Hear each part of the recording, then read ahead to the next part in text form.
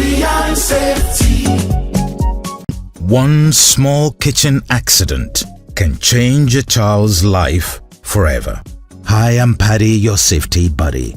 Many parents carry babies while cooking because they want to keep the child close or calm them quickly.